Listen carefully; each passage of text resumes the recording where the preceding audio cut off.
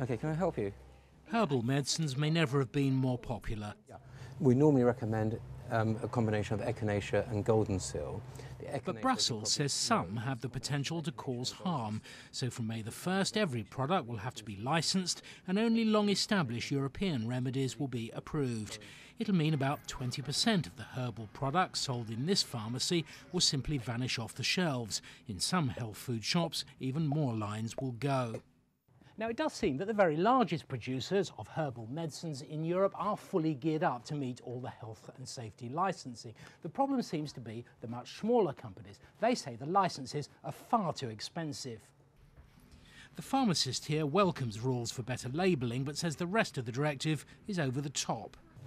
I have a product here which we've been recommending for hot flushes and so on during menopause, and the results have been fantastic in actually lowering the chances and actually removing them completely.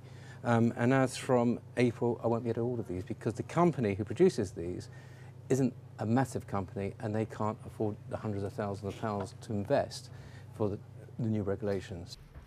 But the regulator of all these pills and potions says the aim is to protect consumers, not to pick off small suppliers. What regulation does is to make sure that products meet assured standards. Now, what we are finding is that although the standards are challenging, they are actually achievable and manageable. We already have 24 different companies that have products regulated under the scheme, and there are more in the pipeline. Yet a leading London pharmacologist says the rules still won't be clear come May this year. The trouble is that the European regulators and the Department of Health, it's very schizoid about this. They're not sure whether they're supporting medicines or they're supporting the industry. There's no requirement that they should actually work. The only requirement is that they should have been in use for 30 years.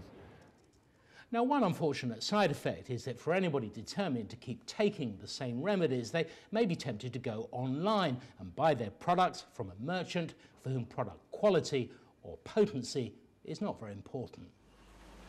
In future, only high-quality, long-established and scientifically safe herbal medicines can be sold over the counter. But the label still won't be able to tell you if they can be shown to work. Nigel Cassidy, BBC News.